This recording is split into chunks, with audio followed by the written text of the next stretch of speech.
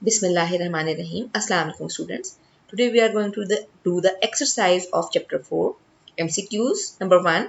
Potato can be grown from its seeds, but mostly farmers cut pieces of potato tubers and bury them in soil because it needs more water, it is a quick way, potato pieces are useless, it is the habit of farmers.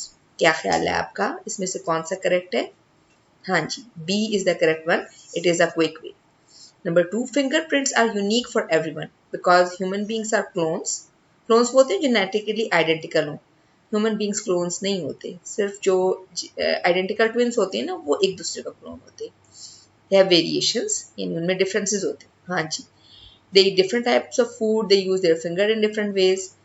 इन चीज़ों से अगर फ़र्क पड़ता तो फिर तो हमारी सारी ज़िंदगी भी फिंगरप्रिंट्स चेंज होते रहते हैं क्योंकि हम different types of food eat up करते हैं इन डिफरेंट एज ग्रुप्स और हम अपनी फिंगर्स को डिफरेंट तरह से यूज़ करते हैं इन डिफरेंट एज ग्रुप्स, लेकिन फिंगरप्रिंट्स हमारे यूनिक होते हैं और पैदाइश से लेकर आखिर तक वो सेम ही रहते हैं. So this is basically due to the variations which are present in the human beings. B is the correct option. Number 3, which one of the following is not a process involved in vegetative propagation? Cutting, tuber, runner, fertilization. आपने grade 5 में पढ़ा था reproduction with the help of seed formation. उसमें कौन सा process है? क्योंकि वो वेजिटेटिव प्रोपगेशन नहीं है, ये तीनों वेजिटेटिव प्रोपगेशन है. कटिंग भी, ट्यूबर भी, रनर भी. फर्टिलाइजेशन वो प्रोसेस है जो आपने सीड फॉर्मेशन में पढ़ा था. So D is the correct option. Number 4, sexual reproduction is a big advantage to a group of organisms because it provides a lot of variation in organism, identical organisms, energy for organisms to survive, similar copies of parents. हाँ जी. The process of sexual reproduction provides variation in organisms which are very much advantageous. अगर सारे organisms बिल्कुल एक जैसे हो, let's suppose कि हम किसी plant की बात कर रहे हैं जो सारे के सारे बिल्कुल एक जैसे हैं और वो 10 से लेकर 40 डिग्री सेंटीग्रेड पर सर्वाइव कर सकते हैं टेम्परेचर पे, और अगर वहाँ पे सर्दी ज़्यादा होगी या गर्मी ज़्यादा होगी तो क्या होगा? वो सारे के सारे मर जाएंगे. वेरिएशन से क्या होता है कि कुछ प्लांट्स कुछ किसी टेम्परेचर पे सर्वाइव कर रहे हैं, कुछ प्लांट्स किसी टेम्परेचर पे सर्वाइव कर रहे हैं, और जब चेंजेस इन एनवायरनमेंट किसी भी तरह का हो, चाहे टेम्परेचर चेंज हो, चाहे कार्बन डाइऑक्साइड की लेवल चेंज हो, चाहे लाइट अवेलेबिलिटी चेंज हो, चाहे सॉइल पीएच चेंज हो, कोई भी एनवायरनमेंट में चेंजेस आ रही हैं तो वो जो वेरिएशन है ऑर्गेनिजम्स में वो उनको मौका देगी कि वो सर्वाइव कर सकें एज अ ग्रुप. ठीक है, कुछ ऑर्गेनिजम्स मर जाएंगे लेकिन कुछ ऑर्गेनिजम्स बच जाएंगे. अगर सारे आइडेंटिकल ऑर्गेनिजम्स हों, क्लोन्स हों, तो वो जरा सी चेंज के साथ भी सर्वाइव नहीं कर सकेंगे, वो जल्दी से सारे के सारे किसी भी चेंज की वजह से मर जाएंगे. Number 5, N onion plant produces a new plant without the formation of seeds. This type of reproduction is called budding, fragmentation, fission, vegetative propagation. हाँ जी, ये डेफिनेशन है वेजिटेटिव प्रोपगेशन की, the formation of new organisms without a seeds formation. So D is the correct option. Number 6, tulips, lilies, daffodils and onions can be reproduced by bulbs, tubers, cuttings or runners. G.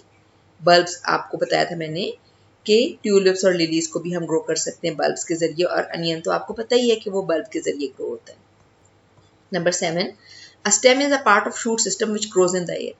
Sometimes stem can be underground in plants like rose and jasmine, mango and orange, strawberry and mint, potato and onion.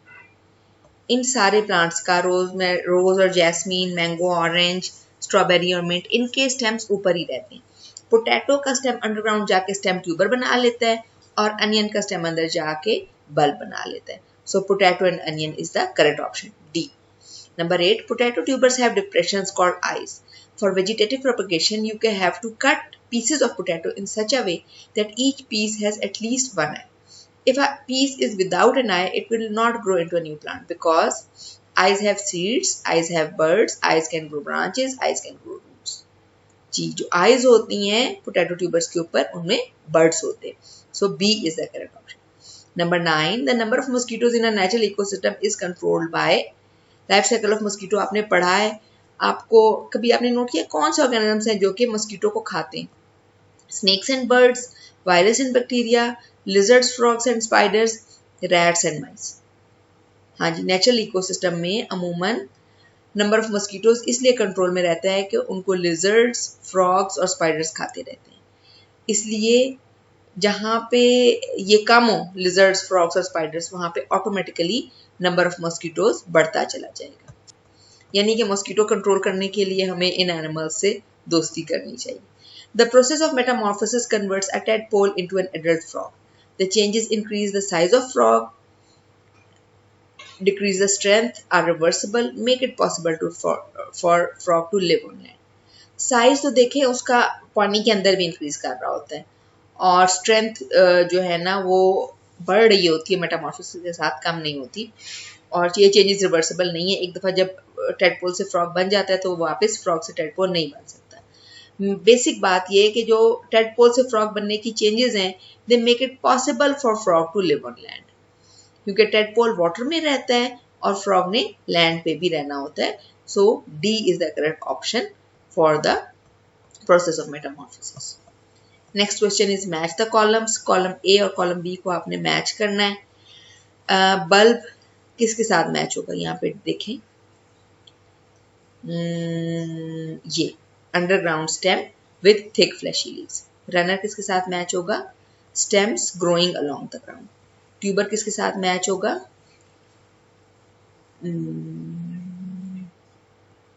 Swollen underground stem with buds. Sexual reproduction क्या है, fertilisation of gametes है।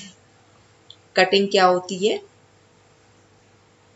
Piece of stem, root और leaf. Plantlets क्या हैं, plantlets कहाँ मौजूद होते हैं, they are they grow at the edge buds at margin of leaves.